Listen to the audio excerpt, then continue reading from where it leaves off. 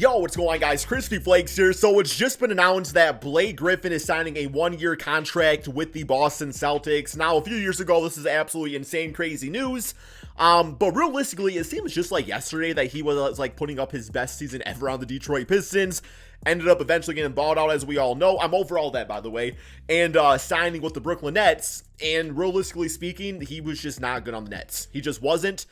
Now, with that being said, I also don't like how the Nets really utilized him. I felt like they ran him at the center position a lot. And yeah, a big part of that was that Blake Griffin on the Pistons kind of showed that he was more of a ball handler now and was able to orchestrate the offense and shoot threes.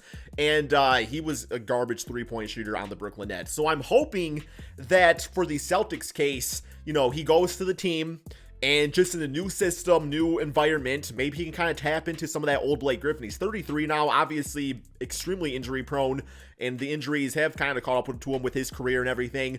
But I like the signing. Like, you know, they just lost Robert Williams for a few months with, he's recovering from knee surgery. Gallinari's out for this season now. And I mean, at that point, it seems like the Celtics have been hit with so much just like bad luck scenarios where you have to kind of do some of these band-aid type of fixes, you know, low risk, high reward. Maybe he returns to somewhat of the Blake Griffin we kind of all known.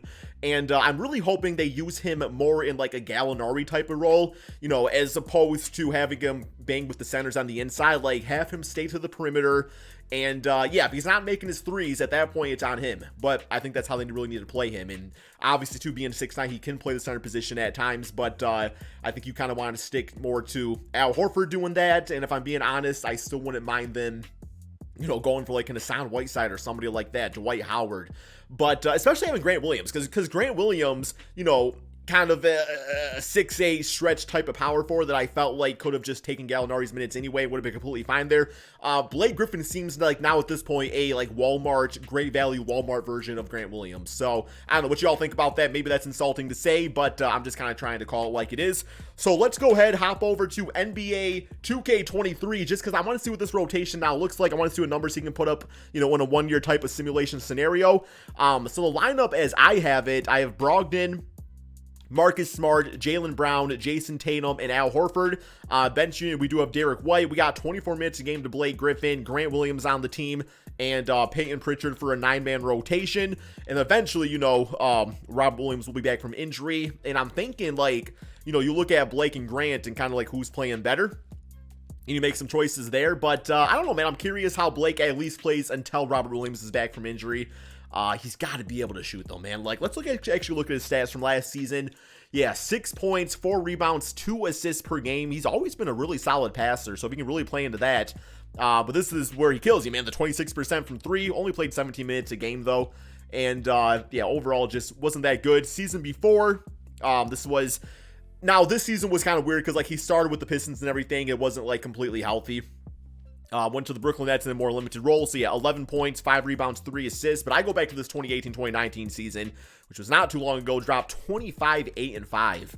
19 and 20 season, like, he was fine. I mean, not great. Definitely not as good as his all-star season. But, yeah, he had a very quick fall off here, man. So, 6'9" player, 250 pounds. Dated a Kardashian. So, I mean, you know, kind of give me maybe some Chris Humphrey vibes or something from 2013. Kind of think about that.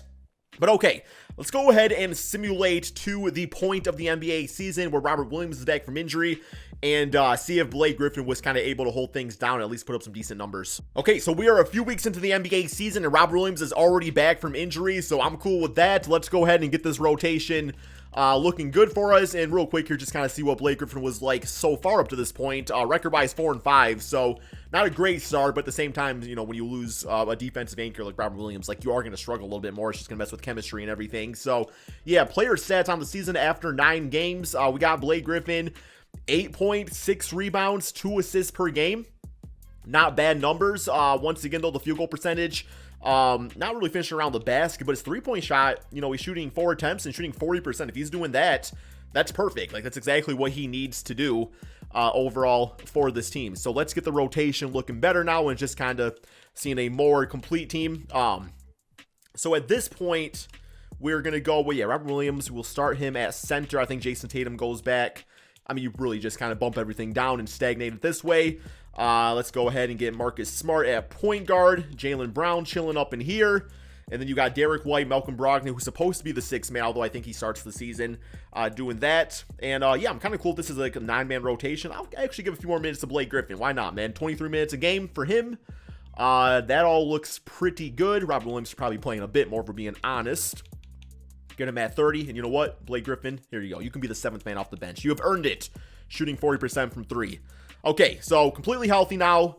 Let's simulate the rest of the season and see, despite all just this unfortunate circumstances, the Celtics team can at least get back to the playoffs. I mean, they should be able to do that, but hey, can we win the finals? Okay, end of the regular season, a record of 62-19. So, I mean, there's a lot to be said about having your proper chemistry and rotation down, which obviously the Celtics will not be able to start the season that way. So once they got things going, like, yeah, absolutely a fantastic team, as we already all know.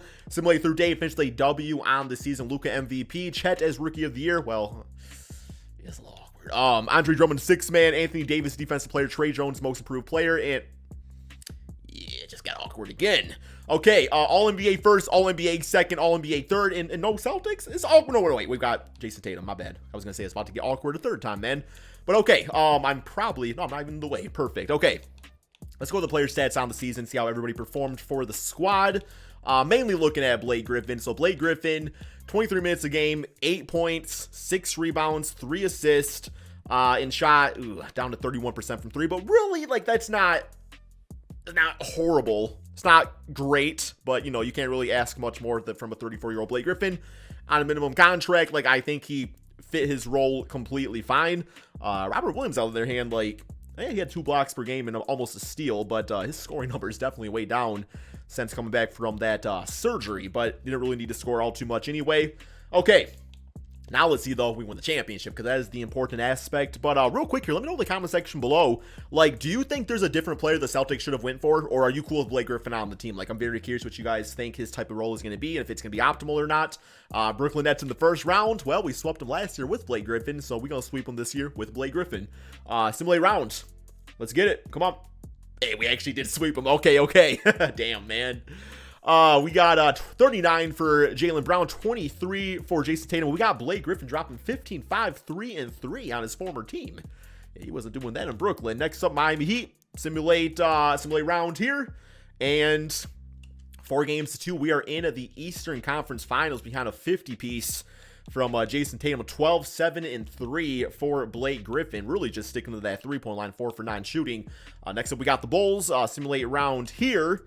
And got them 4 games to 1. Cat is your Western Conference Finals MVP. Jason Tatum for the East. And we got the T-Wolves in the NBA Finals. So that would be definitely a fun matchup. Not a great game for Blake here, but you like the 3 assists. But then again, 3 turnovers kind of negates that. All right, let's see, man. Let's see if we can beat the Timberwolves. Simulate round. And just like that, 7-game series, man. Jason Tatum, your finals MVP. So, you know, let's call it like it is. Like, Blake Griffin's not going to be the savior of the Boston Celtics. They're already an extremely talented team. As long as, you know, the coaching situation can get locked down and Coach Joe can, you know, get this team working together. They can maybe get through some of the early injury issues with guys like, you know, Robert Williams. But, overall, like, hey, they won the chip in this video. That's all we got. Thank you all so much for watching, and peace out, my friends.